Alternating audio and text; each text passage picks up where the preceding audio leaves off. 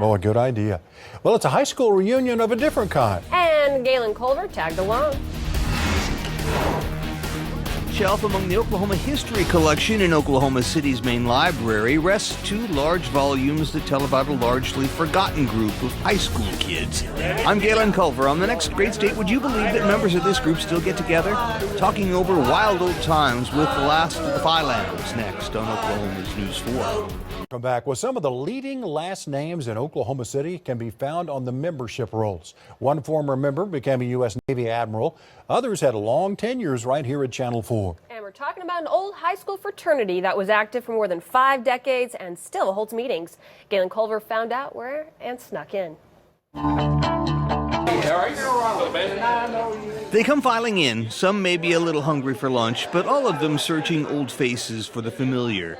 That last bit of remembered wild youth that hangs on between the smile creases and love handles. Well, we were very, very close friends. These are the young men of Phi Lambda Epsilon, a high school fraternity that started in 1909 and endured for more than 60 years at Old Central, at Classen and Northwest Classen, Harding and John Marshall. It was just a really unique group of people.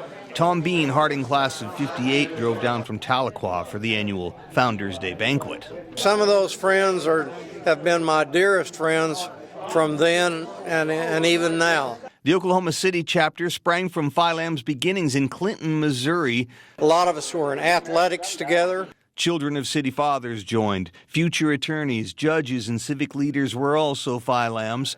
Kent Carlin says those traditions passed right through the generations. We'd have a lot of dances together and a lot of parties together, and we were together almost constantly. I became a member in '62. Robert Haggard had 3 older brothers who were Phi Lambs. I lived to be in the Phi Lambs. But starting as early as the 1940s, a movement began to abolish these so-called secret societies.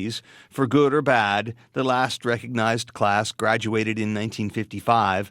By 1967, the Phi Lambs ceased their regular meetings, but they didn't exactly stop meeting. We don't know of another fraternity that stayed this close this long.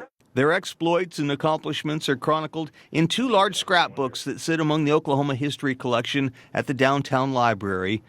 The pictures and headlines,